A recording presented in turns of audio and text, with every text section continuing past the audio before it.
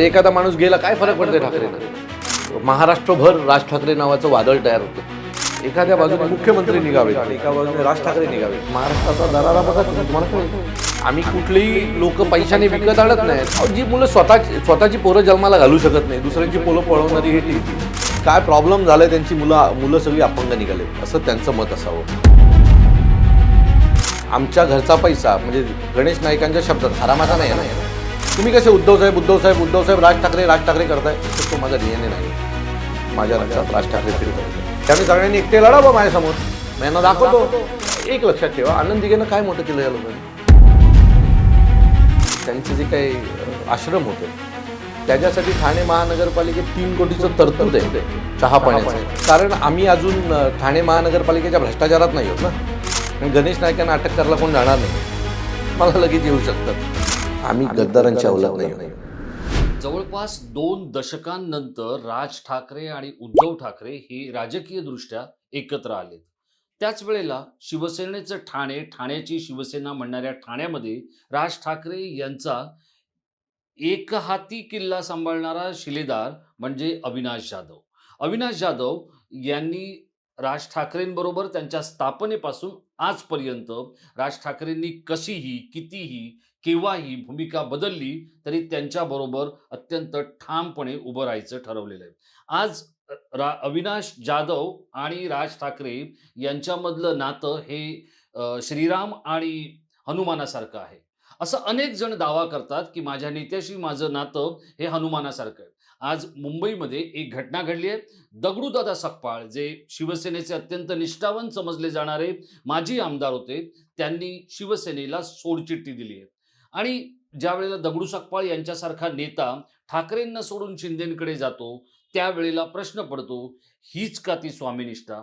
आणि अशाच स्वामीनिष्ठेला अवतरण चिन्हात ठेवत आपली राजकीय वाटचाल करताना परिणामांची आणि दुष्परिणामांची चर्चा न करणारा एक महाराष्ट्र सैनिक म्हणून आपण अविनाश जाधव यांना ओळखतो. आज आपण त्यांच्याकडून समजून घेणार आहोत की नेमकं त्यांना राज ठाकरेंकडून काय अपेक्षित आहे, काय अभिप्रेत आहे आणि त्यांना ठाणेकरांना काय द्यायचं आहे. फेस टू फेसमध्ये आपण चर्चा करणार आहोत मनसेचे नेते आणि फायर ब्रँड राज सैनिक असलेल्या अविनाश जाधव यांच्याबरोबर. अविनाशजी, आपलं फेस टू फेसमध्ये खूप खूप स्वागत. मला सांगा, आज एक घटना घडली आहे. दगडू सकपाळ हे परळ लालबागमधलं मोठं नाव शिवसेनेतलं. निष्ठेची परिभाषा या माणसावर अनेक जण बनवत होते. आज त्यांनी ठाकरेंना सोडून शिंदेंची कास धरलेली आहे. ते मातोश्रीचा त्याग करून नंदनवनच्या दिशेला गेलेले आहेत. या 2026च्या निवडणुकीमध्ये अनेक राजकीय नेत्यांनी, इच्छुक उमेदवारांनी, पदाधिकाऱ्यांनी आपापल्या नेतृत्वाला सोडून समोरच्या नेतृत्वाची बाजू लावून धरली आहे, समोरच्या नेतृत्वाचा झेंडा पकडलाय. या अशा सगळ्या कमर्शियल राजकारणामध्ये एक प्रश्न मला पडतो की अविनाश जाधव हा अनेक वेळेला हेलकावे खात, लाटांवरून कधी वर येत, कधी पाण्याखाली जात, राज ठाकरेंबरोबर निष्ठेनं राहिला. 20 वर्षानंतर आता राज आणि उद्धव एकत्र आले. अनेकांना प्रश्न पडला की हे 2 भाऊ तर आता एकत्र आले, आता आपलं काय होणार? हा प्रश्न अविनाश जाधवांना नाही पडला का पडायला पाहिजे? माझं मत नेहमी आहे, म्हणजे हे दोघे भाऊ एकत्र यावेत यासाठी जर मनसेमधले जे काही 2-3 लोक आग्रही होते त्यातला एक मी होतो. आणि सुरुवातीच्या काळात ज्यावेळेला मी हे सगळं टीव्ही समोर बोलायचो त्यावेळेला मलाही माझ्या पक्षातल्या काही लोकांकडनं त्रास व्हायचा. अरे तुला काय घेणं, तुला माहिती आहे का साहेबांना काय त्रास झाला, इथून सगळं सुरू होतं. पण माझं नेहमी मत असायचं की जे काही आम्ही पाहतोय किंवा मागच्या 2-2.5 वर्षात ठाण्यात असेल किंवा आमच्या इतर महाराष्ट्र सैनिकांनी जे भोगलंय किंवा शिवसैनिक जे भोगत होते त्या सगळ्याला जर कायमस्वरूपी संपवायचं असेल किंवा तो जो आजार आहे तो मुळापासून बाहेर काढायचा असेल तर आदरणीय साहेब आणि आदरणीय उद्धव साहेब एकत्र येणं खूप गरजेचं होतं. ही महाराष्ट्राची गरज होती, ही मराठी माणसाची गरज होती. आणि मला असं वाटतं की त्याच्या पुढे काही नाही. सो महाराष्ट्राच्या या मराठी माणसाला जो ग्रामीण भागात राहतो आणि त्याला मुंबई आपली ही राहावी असं कायमस्वरूपी वाटत असेल तर हे दोघं भाऊ एकत्र येणं खूप गरजेचं होतं. कसं आहे की शिवसेनेचा एक फंडा आहे, विशेषतः ठाकरेंचा. त्यांच्याकडून जो गेला तो गद्दार, त्यांच्याकडून जो गेला तो पापी, त्यांच्याकडून जो गेला त्याचं काहीच आयुष्यात भलं होणार नाही असं समजण्याचा विशेषतः वांद्र्यातल्या मातोश्रीचा एक रिवाज होता. हम्म. राज ठाकरेंना असंख्य लोक सोडून गेले, पण गेलेल्या माणसाबद्दल राज ठाकरेंनी कधीच कधीच वाईट नाही अपशब्द नाही बोलले, विषयच नाही अर्वाच्य नाही काढत. बोलले, आणि सगळ्यात महत्वाचं म्हणजे त्याच्या कुटुंबावर जर कधी काही अडचण आली तर राज ठाकरे अहो, त्याच्यासाठी मी धावून गेले. परवा मी नाशिकची सभा पाहत होतो आणि वसंत गीते हे त्यावेळेला मनसे सोडून खूप गेले. जवळचे होते ते. मी पाहिलं की साहेबांनी वसंत गीतेला पाहिलं तर साहेब ज्या वेळेला मी साहेबांना टीव्हीत पाहायचो, ज्या वेळेला वसंत गीते नेते होते आमच्या, आणि त्यावेळेला ती जी भावना होती तीच भावना राजसाहेबांनी वसंत गीतेंना त्यावेळेला तिथे पाहिली. तशाच प्रकारचं चेहऱ्यावर साहेबांच्या आनंद आणि त्याला पाहून स्माईल साहेबांनी दिली. मला वाटतं असे नेते फार कमी असतात हो. नाहीतर आम्ही अनेक वेळेला पाहतो की एखादा गद्दारी करून गेल्याच्या नंतर किंवा सोडून सम- गेल्याच्या नंतर त्याच्या- गद्दारी आपण बोलू सोडून नका. गेल्याच्या नंतर आपण बोलूया, समोरनं नेता आल्याच्या नंतर मान फिरवतो. हम्म. पण आमच्या साहेबांचं तसं नाहीये. म्हणजे मी अनेक वेळेला आमच्याकडनं अनेक लोक जी सोडून गेली, कधीतरी आम्ही गप्पा मारत असताना मला विचार, हा काय करतो रे आता, तो काय करतो रे आता. मी अशा अनेक नावं ठाणे जिल्ह्यातली ते घेतात आणि आम्हाला विचारतात, हा काय करतो रे आता, त्याचं काय चाललंय. म्हणजे अजूनही त्यांचा त्या माणसांशी जिव्हाळा आहे आणि त्या माणसांची आठवण. म्हणजे एखादा माणूस गेला, काय फरक पडते ठाकरेंना. अहो, लाखोची फौज खाली जमिनीवर उभी आहे त्यांची वाट बघत. मी नेहमी सांगतो, माणूस गेल्याने पक्षाला फरक पडत नाही. उलट 20-20 वर्ष एक माणूस एका पदावर बसलेला असतो आणि त्यामुळे खालचा सगळा कॅडर आहे तो कोळमडून पडलेला असतो. म्हणजे आज अविनाश जाधव जरी जिल्हाध्यक्ष असेल, नेता असेल, तरी खाली तयार आहेत ना लोक ती जागा घ्यायला. मागच्या 15 वर्षात पोरं तयार झालेली आहेत. आता माझ्यामुळे, मी जिल्हाध्यक्ष असल्यामुळे मागची 8-10 वर्ष कोणाचं तरी बळी जातोच आहे ना. खरंय. कोणतरी वाट पाहतोच आहे ना की संधीची हा वाट कधी पाहतो. जाईल आणि मला ही संधी कधी मिळेल. सो कधीही कोणी गेल्याने कुठल्याही संघटनेला फरक पडत नाही. असं हा कधी जाईल असं वाटणारा एक वर्ग प्रत्येक पक्षामध्ये, असतो. प्रत्येक व्यवस्थेमध्ये असतो. अविनाश अविनाश जाधवला गेल्या हा. 20 वर्षामध्ये असं कधी वाटलं, आता कंटाळा आला यार, जाऊ दे, आता आपण काहीतरी करूया, दुसरीकडे जाऊया, पैसे कमवूया, धंदा करूया, या ठाकरेंना सोडूया, असं कधी वाटलं? साहेबांचं एक वाक्य आहे, हम्म. ते मी मागच्या अनेक दिवसापासून सगळ्यांना सांगतोय. किती पैसे आले तरी जेवता काय तुम्ही? वरण भात. बोला ना बा, डाळभाजी खातो. आणि एका लिमिट नंतर, हा अनुभव आहे माझा, तुमचाही असेल, एका लिमिट नंतर पैसे हे घरामध्ये पडून असतात. तुम्हाला लागणाऱ्या गरजांनंतर एक एक वेळ येते की पैसे बॅगेत पडून असतात आणि आपण टेन्शनमध्ये असतो की ते पैसे चोरीला तर जात नाही आहेत ना. माझं मत आहे, मग त्याच्यापेक्षा बिंदास जगू ना आणि शानमध्ये जगूया. ठाकरेंचा हात आहे, राजसाहेबांचा माझ्या डोक्यावर आशीर्वाद आहे. सो अशा परिस्थितीत त्या पैशापेक्षा समाजात मिळणारा मानसन्मान मला खूप मोठा वाटतो. मी कुठेही गेलो की राज ठाकरेंचा जवळचा माणूस आहे असं बोलल्याच्या नंतर छाती भरून येते हो. कारण नाही, ज्या पण ज्या आता राज ठीक आहे, पण ठाकरेंना असं मी आता पाहिलं आंगणेवाडीपासून मी आता ज्या पाहतो. ज्या राज ठाकरेंना पाहिल्यानंतर मी ढसाढसा रडलो होतो जेव्हा पहिल्यांदा मी पाहिलं. 2006ची गोष्ट आहे. मी त्या टेंबी नाक्याच्या जत्रेत साहेबांना पहिल्यांदा पाहिलं. अशी गाडी उभी आली आणि उभी होती आणि आम्ही अख्खी माझ्या एरियातली सगळी मुलं त्या जत्रेत टवाळकी करत होतो. त्यावेळेला साहेबांना बघितलं ना, पहिल्या राज ठाकरेंना पाहिलं. सो तो जो अनुभव आहे किंवा मी साहेबांना खरं पहिल्यांदा पाहिलं 98ला. 98ला सतीश प्रधानांची मॅरेथॉन व्हायची ठाण्यामध्ये आणि त्याला साहेबांनी महापौर marathon, महापौर वर्षा वर्षा त्यावेळेला शाळेतली सगळी मुलं, ती काही लोक यायची नाहीत. आत्ता लोकांमध्ये अवेअरनेस झाला धावण्या. त्यावेळेला शाळेचे वर्गच्या वर्ग आणून तिथे उभे करायचे धावायला. सो त्यावेळेला त्यांचं पडलेलं माझं इम्प्रेशन आणि त्यांची ती काय भाषणाची शैली होती, त्यात पहिल्यांदा मी त्यांचा फॅन झालो होतो. आणि मग 2006 नंतर मग ज्या वेळेला ह्या सगळ्या कॉलेजच्या ह्याच्यातनं बाहेर आलो आणि महाराष्ट्रभर राज ठाकरे नावाचं वादळ तयार होतं, तर त्यावेळेला पडलेली छाप आहे ती मनावर, ती काय अशी पैशाने पुसली जाणारी नाहीये. आणि जेवढे पैसे लागतात ना तेवढे त्यांनी मला कमवून दिले. नाही नाही, बरोबर आहे. पैसे अविनाश जाधवांनी किती कमवले याच्या अनेक सुरस कथा ठाण्यामध्ये चर्चेला जातात, त्याच्याकडे मी येणार आहे. हा. पण तुम्ही राज ठाकरेंना वादळ म्हणालात. हम्म. मला वाटतं मीडियामध्ये राज ठाकरे यांचे हितचिंतक हम्म. जे काही असतील हम्म. त्यापैकी मी एक आहे. हो. त्यांचं हित चिंतण्यामध्ये जे काही निंदा, टीका, हम्म. बदनामी व्हायला हवी ती माझी यथेच्छ झालेली आहे. हो. त्याच्यामुळे आता आणखी कशाची भीती वाटत नाही. पण हे वादळ आता एका झुळुकीपर्यंत आलंय, एक नुसती आता झुळूक शिल्लक राहिली असं वाटतं. एक एक एक गोष्ट, तुम्ही मागच्या 10 वर्षाचा प्रवास जर पाहिलात आमचा, तर अतिशय खडतर होता आणि फक्त महाराष्ट्र नवनिर्माण सेनेचा नव्हता. या देशातले अनेक मोठे पक्ष आहेत, त्यांचाही प्रादेशिक पक्ष पक्ष, त्यांची तीच परिस्थिती होती. पण तुम्ही एक गोष्ट पहा की BSP पासून अनेक पक्ष हे तळागाळाला गेले. बरोबर आहे. ज्यांचे 140 आमदार होते, ज्यांची सत्ता होती 2012-14 पर्यंत, अचानक आज त्यांचा एकही आमदार निवडून येत नाही अशी परिस्थिती त्या उत्तर प्रदेशमध्ये झाली. अशा अनेक पक्ष आहेत या देशात. तुम्ही नाव त्यातले आम्ही एक आहोत. पण तुम्ही एक गोष्ट लक्षात ठेवा. ते पक्षांचं अस्तित्व संपायची वेळ आली. महाराष्ट्रामध्ये आजही राज ठाकरे हे नाव एकही आमदार नसताना त्याच जोशात घेतलं जातं. एखाद्या बाजूने मुख्यमंत्री निघावेत आणि एका बाजूने राज ठाकरे निघावेत. महाराष्ट्राचा दरारा बघा तुम्ही, तुम्हाला कळेल. नाही नाही, हे अस्तित्व संपण्याची शक्यता निर्माण झाली होती इथपर्यंत ठीक आहे. या अस्तित्वाची भीती वाटली म्हणून दोन भाऊ एकत्र आले. बिलकुल नाही. मुंबईवर आलेले संकट, महाराष्ट्रात मागच्या 2-3 वर्षामध्ये जी काय मराठी माणसावर संकट आली, म्हणजे सतत दर 1-2 दिवसांनी कुठेतरी टीव्हीला बातमी लागते की मराठी माणसाला मारलं, मराठी इधर मराठी नहीं बोलने का, मराठी आदमी को रहने का नहीं है, इधर मच्छी बनाने का नहीं, मटन बनाने का नहीं. अरे साला, आमची मुंबई, आमचं ठाणं, तुम्ही आम्हाला सांगणार की आम्हाला काय करायचंय? आणि मला असं वाटतं की या सगळ्याचा जर काही हे एकत्र येण्याच्या मागचं जे काही कारण आहे, ती एक एक एक साहेबांची मुलाखत आहे. आणि नाही, त्यातला एक नाही, तुम्ही त्याला लिंक करावा लागेल, कारण त्यातलं तो वाक्य होतं की महाराष्ट्रापेक्षा आम्हाला आमची भांडणं खूप छोटी आहेत. त्याच्यामुळे त्यातून झालेली ती सुरुवात आहे आणि त्याचा शेवटी त्याचा मर्म काय तर महाराष्ट्र. नाही, हे सगळं होत असताना राज ठाकरेंनी गेल्या 20 वर्षात अनेक मित्र बदलले, राजकीय अनेक धोरणं बदलली, अनेक त्यांची भूमिका बदलली.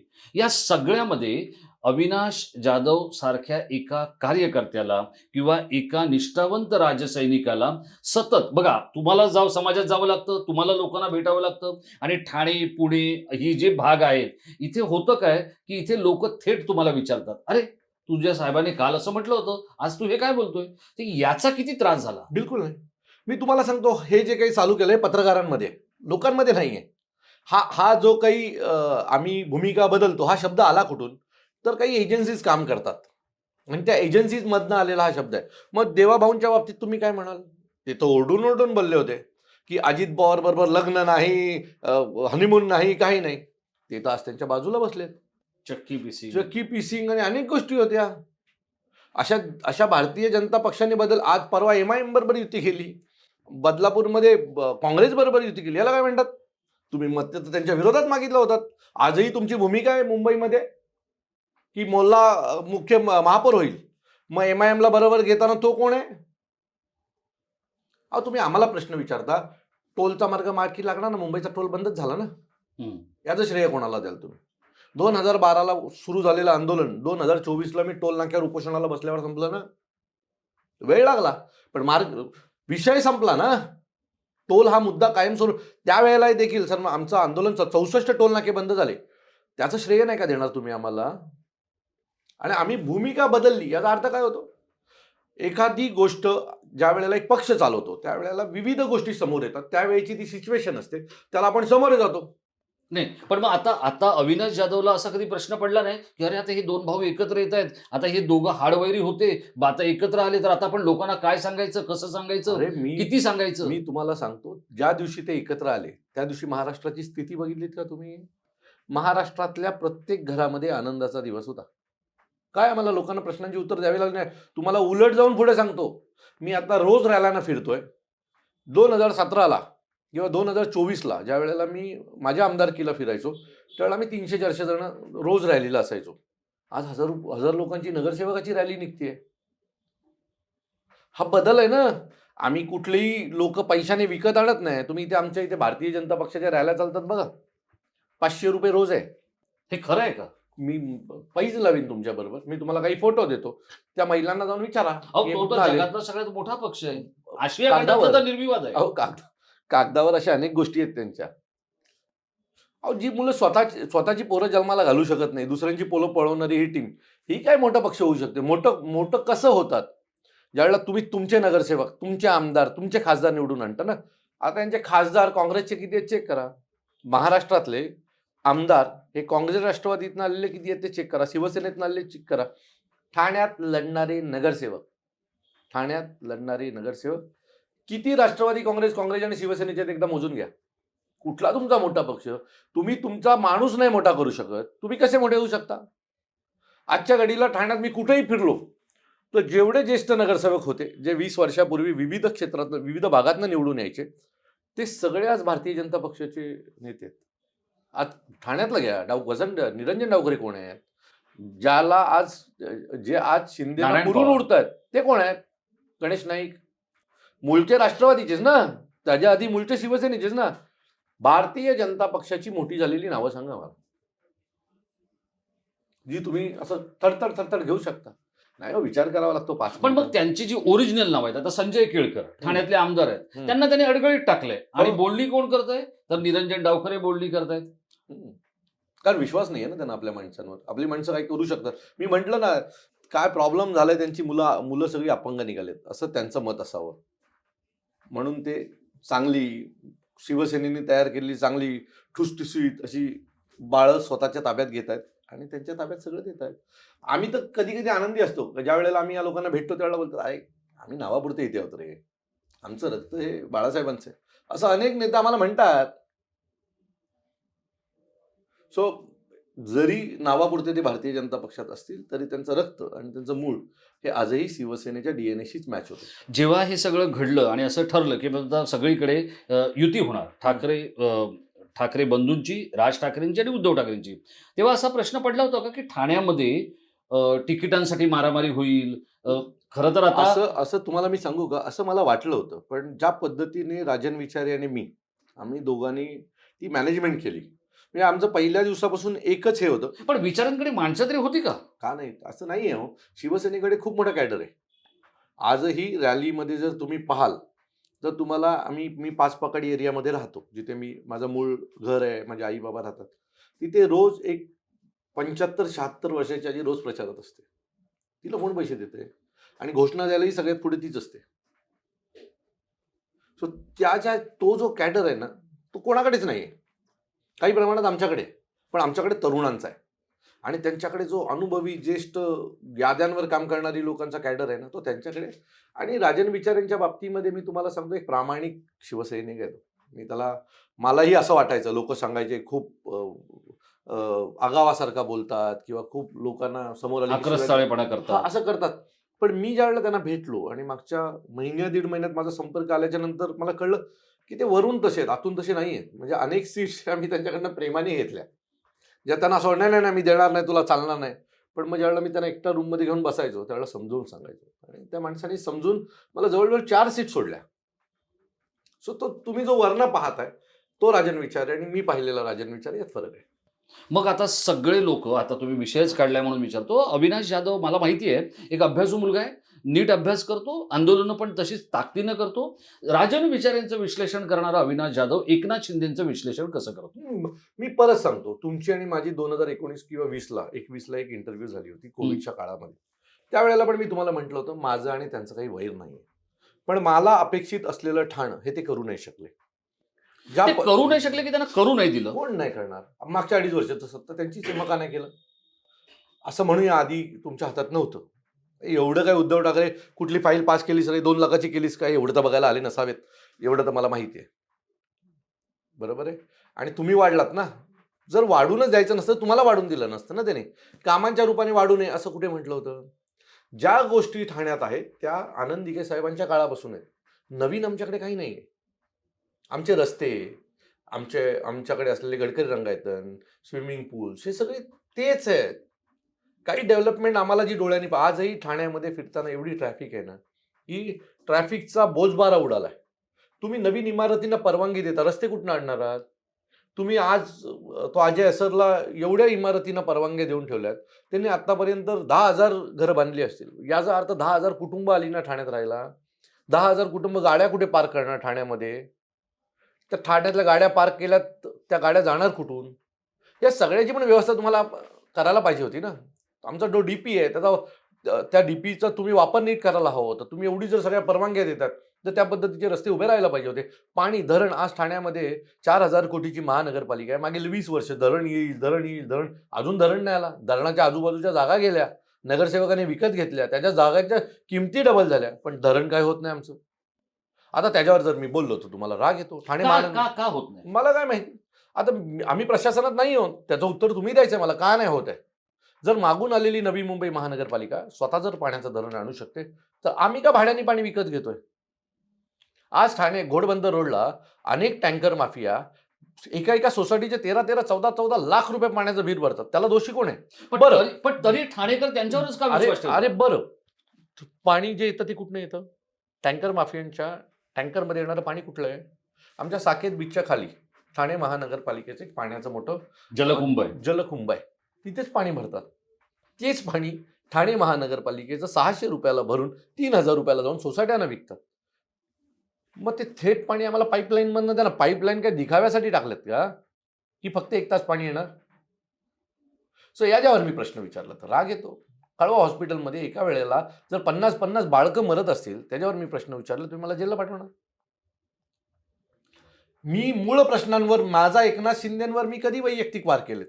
मी मूळ ठाण्यातल्या मूळ प्रश्नांवर ज्यावेळेला प्रश्न विचारायचो त्यावेळेला पक्ष नेते म्हणून मी त्यांनाच प्रश्न विचारणार ना. तुम्ही कसे उद्धव साहेब राज ठाकरे करताय, तुम्ही अविनाश जाधव नाही करत आहेत. मनसे म्हणजे तुम्ही ना, राज ठाकरे ना, शिवसेना म्हणजे उद्धव ठाकरे ना. मग ठाण्यातली शिवसेना म्हणून, नेते म्हणून मी जे बोलत होतो त्यावर तुम्ही मला बोलावलं पाहिजे होतं, विचारलं पाहिजे, अविनाश काय आहे तुझ्या डोक्यात, बोल, काय करायला हवं होतं? मी एकदा विचारायला हवं होतं मला. का तर विचारलं? तुम्ही मला जेलला पाठवायच्या वाटी लागलात. तुम्ही माझ्या सगळ्या गोष्टी करायला लागलात. ते योग्य नव्हतं. आणि मी परत सांगतो, तुम्ही जर म्हणाल की मला जेलला पाठवून किंवा मला माझ्या पाठी कोणाला लावून मी शांत बसणार आहे, तर तो माझा DNA नाही आहे. माझ्या रक्तात राज ठाकरे फिरतात. त्याच्यामुळे तुम्ही जेवढं मला दाबायचा प्रयत्न करणार तेवढ्या मोठ्याने मी प्रश्न विचारणार. असं केलं का? अहो, मी जेलला होतो. नाही, तुम्ही जेलला होतात, ते काही आंदोलनांमध्ये होतात. बघा, ज्या पद्धतीत एखादा चळवळ्या नेता दाबून टाकायचा असतो, की ते जर समजा एकनाथ शिंदेंनी ठरवलं असतं, तर ते त्यांना शक्य नव्हतं वगैरे असं वाटतं तुम्हाला? का नव्हतं? अहो, केलं नाही का ते? अनेक विषय झाले. मला तडीपार करण्याचा प्रयत्न कर, लोक माझ्यासोबत उभी होती, राज ठाकरे माझ्यासोबत उभे होते म्हणून झालं नाही. मला तडीपारी करण्याचा प्रयत्न केला. 10,000 18,000 लोकांनी ठाण्यातल्या सह्या करून दिल्या. मला जेलला पाठवलं. कशासाठी तुम्ही मला जेलला पाठवताय? तर मी त्या नर्सेससाठी आंदोलन करत होतो म्हणून मला तुम्ही जेलला पाठवलंय. त्याच्या व्यतिरिक्त बऱ्याच गोष्टी घडलेल्या आहेत ज्या मी ऑन कॅमेरा सांगू शकणार नाही, नाही, कारण मला माझ्याकडे त्याचे प्रूफ नाहीये. मला सांगा, की एकनाथ शिंदे यांचा कारभार ढिसाळ आहे, की बघा ते आता राज्य पातळीवरचे नेते आहेत. म्हणजे आत्ता झाले ते ना. म्हणजे आत्ता ते झाले ना. मुख्यमंत्री, मी उपमुख्यमंत्री. ज्या वेळेला बोलायला सुरू केलं त्यावेळेला ते आमदारच होते. तुम्ही आत्ता राज्य पातळीचे नेते झाला तो. त्यावेळेला तुम्ही सर्वसाधारण एक आमदार होतात. ज्या वेळेला तुम्ही मंत्री झाला त्यावेळेला मी प्रश्न करायला सुरू केले. माझं मत परत समजून नाही, घेतलं नाही, पण मला तुम्ही ह्या प्रश्नाचं उत्तर नाही दिलं. इतकं सगळं होऊन ठाणेकर त्यांच्यावर का विश्वास ठेवतायत? एक तर ठाणेकर भोळे असावेत, किंवा ठाणेकरांना हे सगळं कळत नसावं, किंवा तिसरा मुद्दा, जे एकनाथ मी शिंदे तुम्हाला परत करतायत सांगतो. ते योग्य आहे असं त्यांना मी वाटत परत असावं. सांगतो, ठाण्यात महानगरपालिका पक्ष जिंकत नाही, तिथला स्थानिक उमेदवार जिंकत असतो. आमच्याकडे संजय भोईर नावाचे एक कुटुंब आहे, असे अनेक कुटुंब आहेत जे 15-15 देवराम भोईर खरं तर. हो, म्हणजे असे अनेक कुटुंब आहेत जे अनेक वर्ष त्या त्या जागेंवर प्रस्थ बांधून आहेत. बरोबर आहे. ते काही शिंदेबरोबर राहोत, बीजेपी बरोबर राहोत, नाहीतर MIM बरोबर जावत. त्यांचं एक स्वतःचं त्या वॉर्डामधलं नाही, अस्तित्व आहे. तुम्ही आता एक खूप छान मुद्दा छेडलाय, हं. की ही जी अशी घराणेशाही आहे, हं. म्हणजे देवराम भोईर, संजय भोईर, भूषण आता एक भोईर, मिनिट, एक ही जी मिनिट. सगळी मंडळी आहेत, किंवा मग आता समजा HS पाटील, त्यांची मिसेस असेल, प्रताप सरनाईक, परीक्षा सरनाईक, ही जी घराणेशाही आहे, ही बोला. या ऱ्हासाला कारणीभूत आहे. नाही, मी तुम्हाला परत सांगतो. मग या ऱ्हासाला आता ही कारणीभूत जेवढी तुम्ही काय? नावं घेतलीत, हं. ते काय आधी नगरसेवक नव्हते शिवसेनेत यायच्या आधी? होते ना. सगळेच कुठल्या तरी राष्ट्रवादी, काँग्रेस कुठल्या तरी पक्षाचे नगरसेवक होते. बरोबर आहे. तुम्ही यांना नगरसेवक नाही तयार केलायत. ते मूळचे नगरसेवकच होते. तुम्ही फक्त त्यांना उचललं आणि त्यांच्यावरची ती नावाची पाटी असते ती बदलली. राष्ट्रवादी काढली आणि तिथे शिवसेना लावली. ही अशी लोक आहेत होई. त्यामुळे हे काही मोठं काम करताय तुम्ही अशातली गोष्ट नाही. आमचा प्रॉब्लेम आहे की आमची मुलं खाली काम करतायत, पण जेव्हापासून 4चा पॅनल झालाय ना, तेव्हापासून एक मुलगा एका प्रभागात चांगलं काम करतोय, पण 3 ठिकाणी त्याला थोडंसं कमी पडतोय. मग तो पोरगा खेचतो, पण त्याला तो जिंकायचा जो शेवटचा आकडा आहे ना, तो काढता येत नाही. तुम्ही आमचे सर्व प्रभाग बघा, यांना 8,000 मत आहेत, आम्हाला 6,000 एकट्याला मत आहेत. म्हणजे 8-9,000 मतं यांना कोणाकोणाला आहेत? भारतीय जनता पक्ष, शिवसेना शिंदे गट, राष्ट्रवादी काँग्रेस अजित पवार गट, या तिघांना मिळून की रिपाई, या चौघांना मिळून 9,000 मत आहेत. मला एकट्याला काही प्रभागात 7-7, 8-8 मतं एकटा मनसे म्हणून लढून. आता यांच्या रेसमध्ये मी कमी पडतोय, पण 3 पक्षाच्या रेसमध्ये मी कमी पडतोय. मी एकटा लढले आणि सगळ्यांनी एकटे लढावं माझ्यासमोर. मी यांना दाखवतो. ज्या वेळेला माझ्यासमोर 3-3 मजबूत मोठे पक्ष, नाही, ज्यांच्याकडे पण ही 15-15, मुळात 20-20 मी नगरसेवक आहेत. अनेक नगरसेवकांशी, अनेक प्रशासकीय अधिकाऱ्यांशी बोललो. ही प्रशासकीय जी सिस्टीम आहे, हं. पॅनल सिस्टीम, हीच मुळी सत्ताधाऱ्यांनी स्वतःच्या कल्याणासाठी उभी आणि केलेली आहे. आपल्या लोकांच्या भल्यासाठी केलेली ही सिस्टीम आहे. तुम्ही सांगू का, तुम्ही जर 92 किंवा 97, 2002 ह्या निवडणुका पाहिल्यात ना महानगरपालिका, त्यावेळेला अपक्ष नगरसेवकांची संख्या जास्त असायची निवडून यायची. कारण त्यावेळेला तो एका प्रभागात जिथे वॉर्डात काम करतो तिथे सिंगल नगरसेवक इलेक्शन लढायचं आणि लोक देखील जो मुलगा चांगला काम करतो त्याच्यासोबत उभे राहायचे.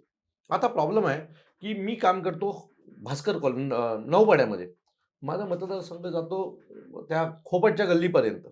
आता या मुलाचा टच तिथपर्यंत नसतो, कारण तो जिथे राहतो त्या परिसरामध्ये तो काम करत असतो. मग अडचण काय होते की हे असे 1-2 उमेदवार देऊन टाकतात की त्या मुलाला ते लोक खेचून घेऊन जातात आणि त्याच्यामुळे निवडून येतात. त्यांची काही खूप मोठी मी मध्ये चॅलेंज केलं होतं, हिंमत या असेल या नसेल या ओळखताना. निवडणुकीनंतर इथलं चित्र काय असेल बघा. आता स्वतः भाजपलाही कळलेलं आहे की इथे एकनाथ शिंदे डॉमिनेट करतील हम्म. आणि त्यामुळेच त्यांनी इथे युती केली. इथे जर त्यांनी युती केली नसती आणि भाजप वेगळं लढलं असतं, ठाकरे एकत्र लढले असते, तर काय चित्र असलं असतं?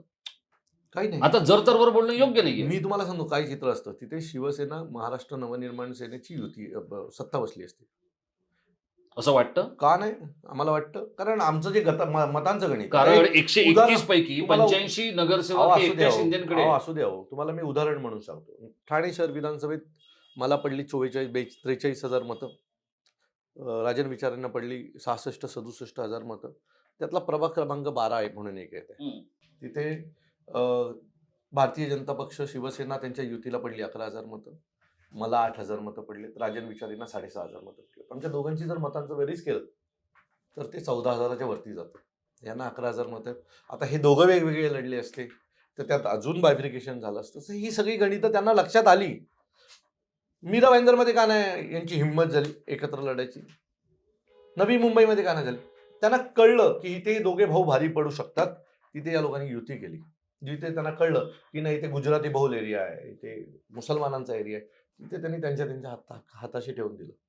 जिथे त्यांना माहिती आहे की इथे मराठीचा इम्पॅक्ट खूप मोठा आहे, तिथे त्या लोकांनी ती हिंमत केली नाही. अहो एवढी बदनामी म्हणजे एवढी नामुष्की घेऊन यांनी युती केलेली आहे.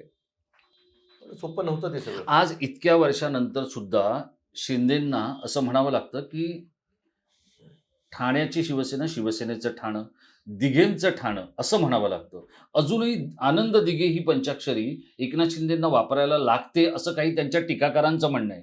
बरं, तुमचं निरीक्षण काय सांगतं? दिघेसाहेब खूप मोठे होते. म्हणजे मी लहानपणी दिघेसाहेब नाव ऐकून होतो. घरात आई वडिलांकडनं त्यांच्या बाबतीत ऐकून होतो. मी ज्या वेळेला 10वीला होतो तेव्हा दिघेसाहेब गेले. बरोबर आहे. त्यामुळे मला त्यांना पाहता नाही आलं. पण मी आता राजकारणातल्या 20 वर्षानंतर त्यांच्याबरोबर जेवढी अनेक लोक, त्यांच्या ड्रायव्हरपासून लोक माझ्याकडे होती, मनसेत होती. बरोबर आहे. आहेत मनसेमध्ये. त्यांच्या सोबत काम केलेली अनेक. आमचा रवींद्र मोरे शहर अध्यक्ष, तो त्यांच्या गाडीतच असायचा.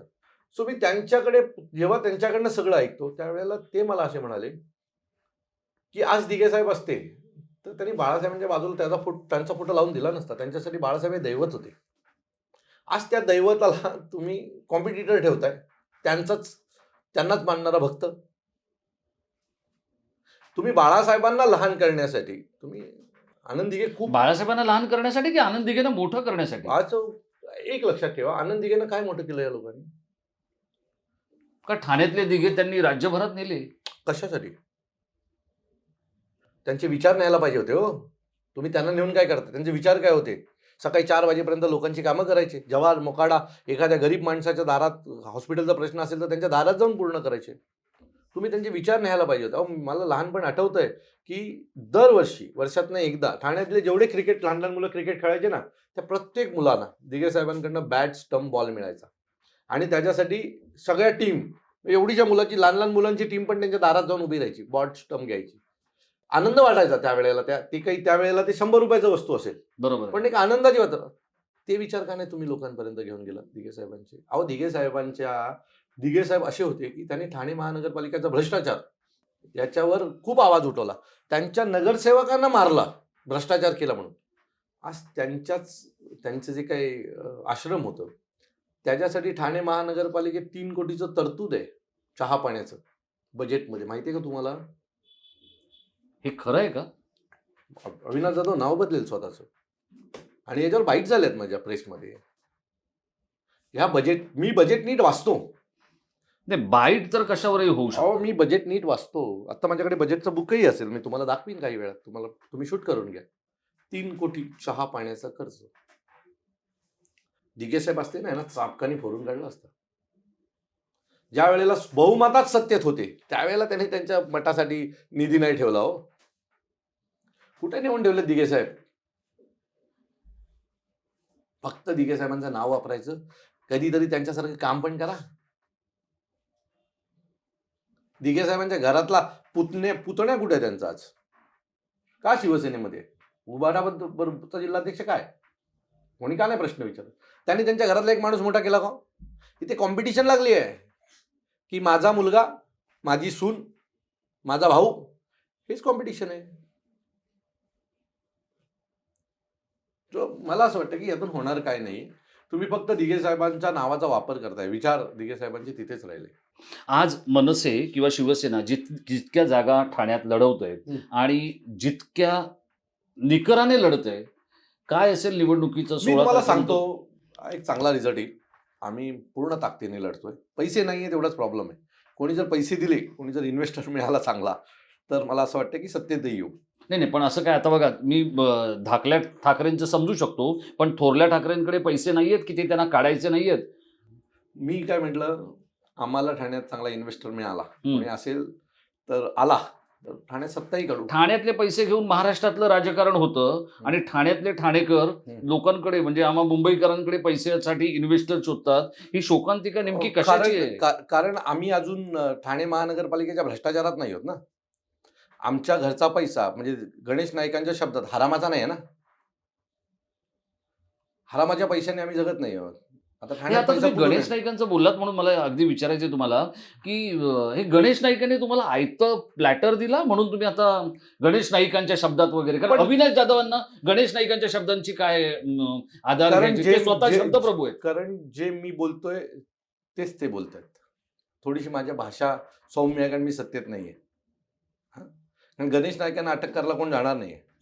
मला लगेच येऊ शकतात कुठलंही प्रकरण काढून. काय प्रकरण किती केसेस काढायला आहेत तुमच्यावर आता? माझ्यावर खूप आहे. नाही, खूप नाही. 86-87 केसेस आहे. त्यातल्या शिवसेनेने किती टाकल्यात? म्हणजे एकनाथ शिंदेच्या माध्यमातून किती पडल्यात? नाही, असं काही नाहीये. आता त्या काही बऱ्याचशा माझ्या त्यातल्या 90% तर माझ्या आंदोलनाच्या केसेस आहेत. सगळ्याच 100%. बाकी या अशाच त्यांनी आंदोलनांवर माझ्यावर गुन्हे. माझ्यावर 100% केसेस या आंदोलन आणि कोणाच्या तरी मदतीला गेल्याच्या नंतरच्याच आहेत. त्याच्या व्यतिरिक्त माझ्यावर काही गुन्हे नाही आहेत. पण हे जे गुन्हे आहेत ते घेतल्याच्या नंतर मला नेहमी आनंद वाटला. मी ज्या वेळेला रेल्वे भरतीचं आंदोलन केलं, ज्यात सन्माननीय साहेबांना अरेस्ट झाली. आज ज्या वेळेला सकाळी पेपर उघडतो एखाद्या दिवशी आणि रेल्वेची मराठीत भरतीची ॲड आली असते, त्यावेळेला मला आनंद वाटतो त्या गुन्ह्याचा. मला एक त्यावेळेला- सांगा, तुमच्या पक्षाचे नेते राज ठाकरे हे पर्यटन करण्यासाठी, पर्यटनातला आनंद माणण्यासाठी ओळखले जातात. अविनाश जाधव हे विदेशात गेले नसतील याची मला खात्री आहे, कारण पासपोर्टच झाला नसेल. का नाही? मी फिरलोय. मी स्वित्झर्लंडला जाऊन आलोय. मी अनेक वेळेला लंडनला जातो. का नाही जावं मी? मग परवानग्या कोण मिळतं? कोर्ट देतं. एवढंच आहे की त्याच्यासाठी वकिलांची एक फौज उभी करावी लागते. परवानग्या घ्यायला पण आणि जाण्याची परवानगी घ्यायला पण. पण ठीक आहे. तो आता एक सिस्टीम बसलेली आहे. ते आमच्या लोकांना माहिती आहे की ह्या सिस्टीमनी जायचंय. साहेबांनी ज्यावेळेला आम्ही केसेस घेतो ना, त्यावेळेला आमच्याबरोबर 100-150 वकिलांची पण फौज दिलेली, जी आमच्या सगळ्या गोष्टींची कामं करत असते विनामूल्य. यासाठी तुम्ही राज ठाकरेंना सोडत नाही की तो काळजी घेणारा नेता आहे म्हणून? असं नाहीये. माझं मन आहे. म्हणजे मी तुम्हाला नेहमी सांगण्यात आहे की माझ्या रक्तात राज ठाकरे. मी पुन्हा मी- त्या प्रश्नाकडे येणार आहे. दगडू सकपाळ जर जाऊ शकतात, बघा, दगडू सकपाळ हे काही पहिल्यांदा सोडून गेले नाहीये ठाकरेंना.